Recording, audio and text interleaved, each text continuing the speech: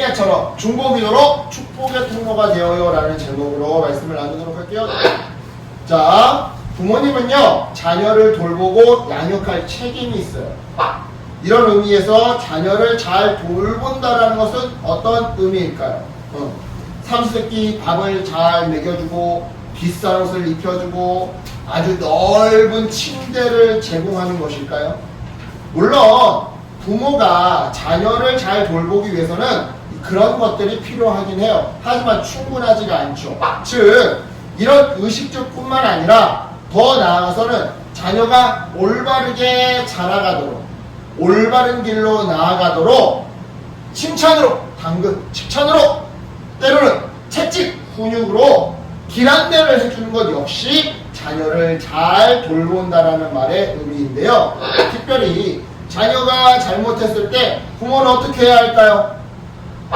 일단은 자녀에게 그 행동이 왜 잘못된 건지 동일한 상황에서 앞으로는 어떻게 해야 하는지 이런 부분들을 잘 설명하고 또한 설득해야 해요.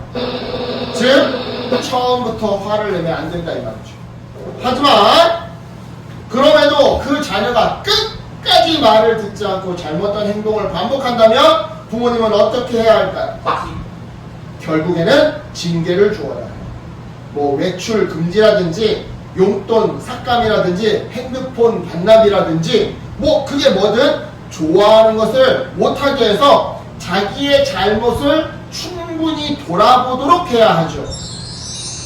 그래야 아이들도 그 순간에는 그 징계를 이해하지 못한다더라도 아니 내가 숙제 안 한 거랑 핸드폰이랑 무슨 상관인데 내 핸드폰을 뺏어가, 내가 엄마 말 안 되는 거랑 용돈이랑 무슨 상관인데 내 용돈을 왜 뺏어가, 그러면서 그 순간에는 그 징계를 이해하지 못한다 하더라도 시간이 지나면 자신의 잘못을 돌아보면서 부모님께 진심으로 엄마 아빠 제가 잘못했어요 라고 시인하게 되는데요.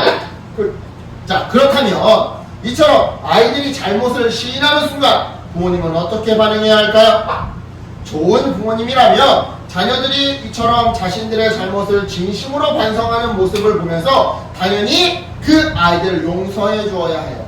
그래서 다시 자녀와 사랑의 관계, 좋은 관계, 편한 관계를 맺어야 하죠.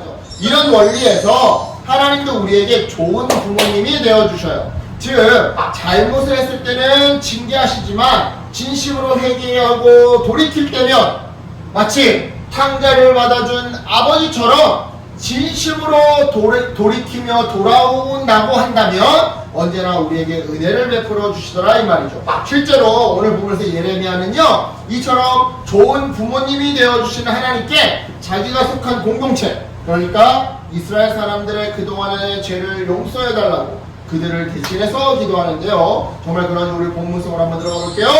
자, 오늘 본문에서 예레미야는요 자기 자신과 이스라엘 백성을 동일하게 여겨요. 내가 곧 국가다, 내가 곧 이스라엘이다 라고 하면서 동일하게 여겨요. 지난 시간에 제가 이렇게 말한 적 있죠? 누군가를 사랑하게 되면 그 사람의 문제가, 그 사람의 아픔이 나의 문제, 나의 아픔으로 여겨지게 됩니다. 자, 드라마 속 대사예요. 사랑하는 연인이 다쳤어요. 이거 뭐라고 얘기해요? 아프냐? 나도 아프다. 이게 무슨 말이에요? 다친 건 내 사랑하는 여자친구야. 그런데 여자친구가 아픈 걸로 끝나는 게 아니라 나도 아파. 나는 안 다쳤거든? 근데 나도 아프다라는 거야.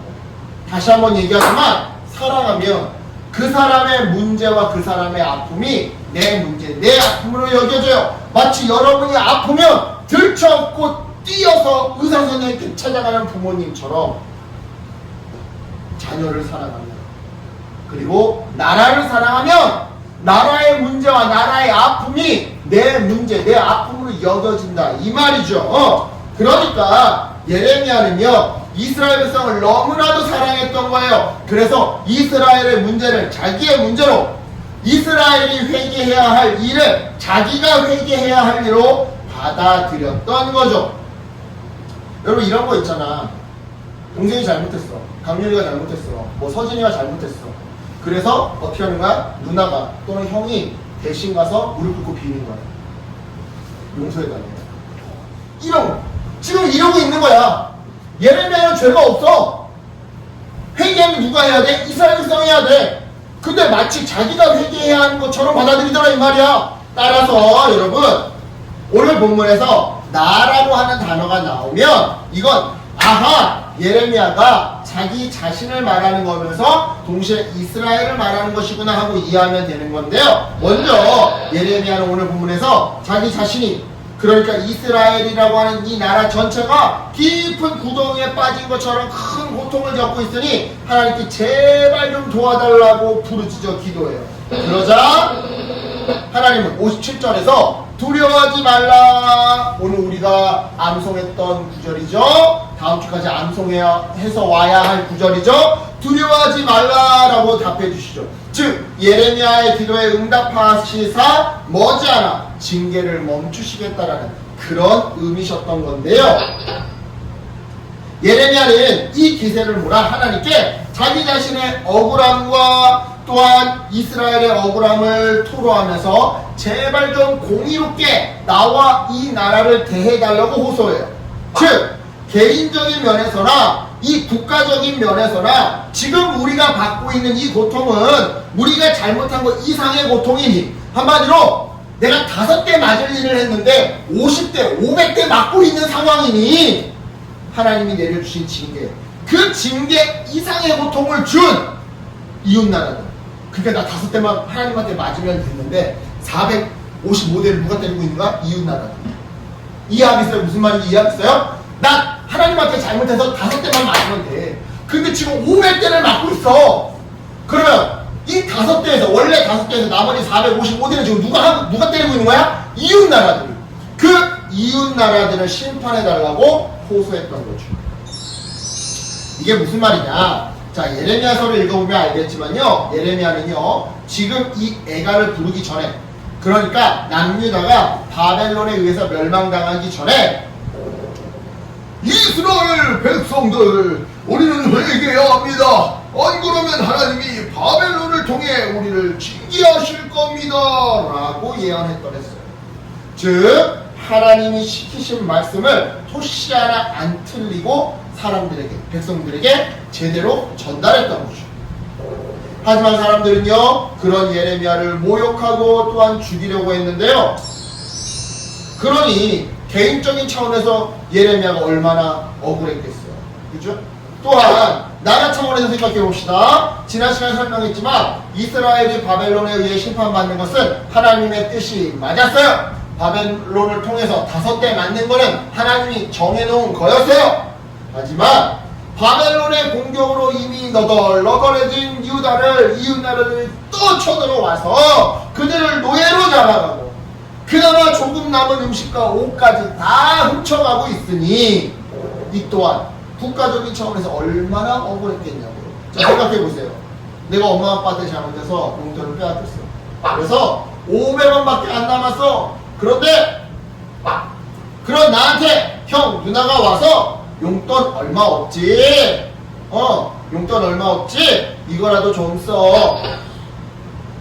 강민아 용돈 얼마 없지? 이거라도 좀 써. 서진아 용돈 얼마 없지? 이거라도 좀 써. 이거라도 좀 써. 하기는커녕 그렇게 하기는커녕 어떻게 하는 거예요? 남은 500원마저 빼앗아 간다고 생각해봐요.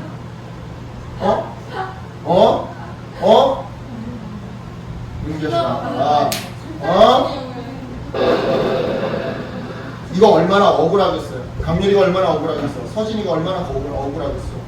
그런데 그런 일이 이스라엘이 겪었던 거예요. 그런 일을 그래서 예레미야는 자기 개인과 자기 조국한테 억울한 일을 선물한 악당들과 그 이웃나라한테 공의의 심판으로 하나님이 좀 벌해달라고 그리고 자기와 나라는 억울함이 풀어지도록 다시 회복시켜달라고 기도했던 건데요. 여기까지가 오늘 본문의 내용이에요.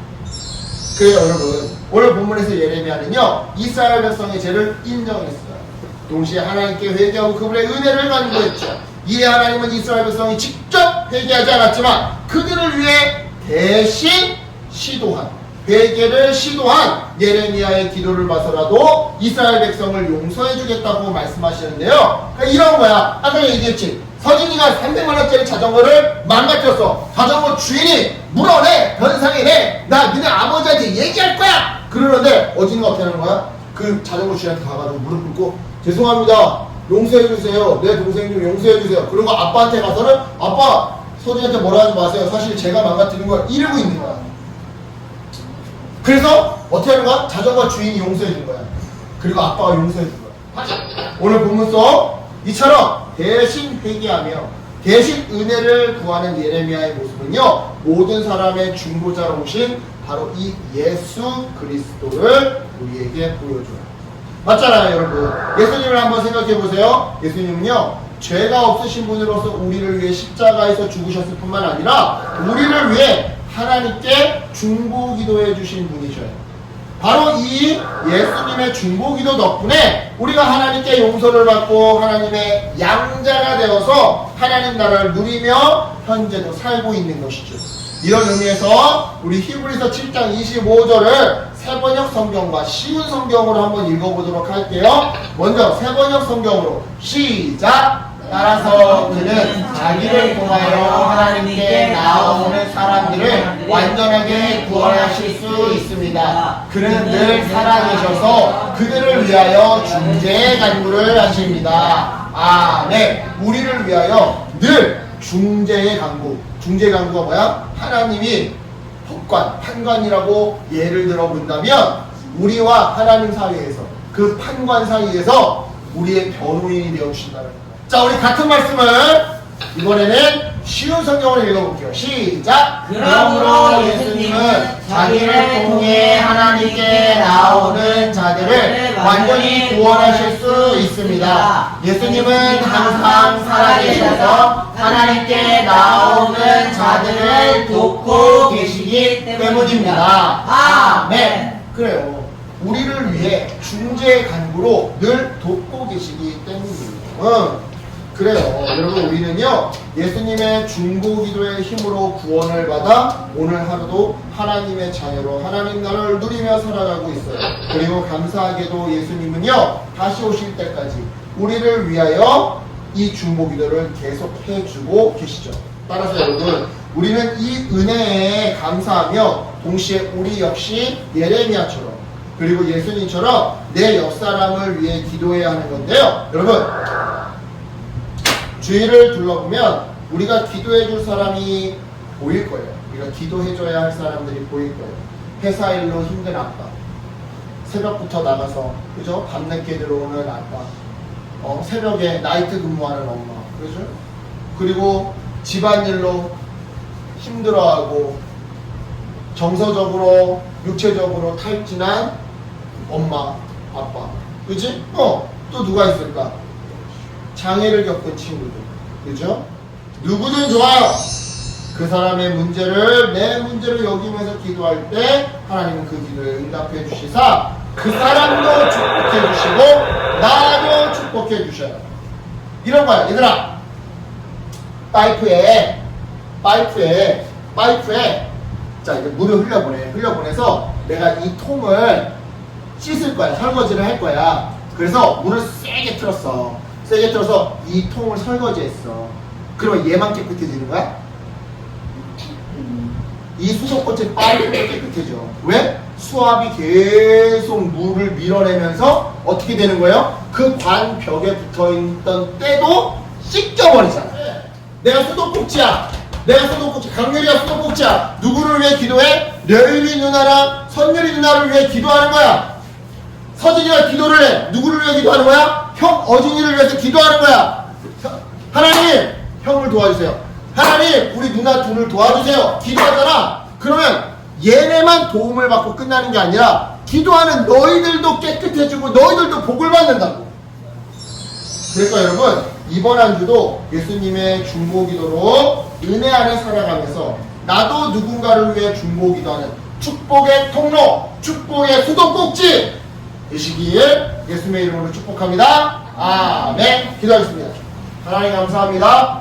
오늘 이 말씀 마음판에 새깁니다.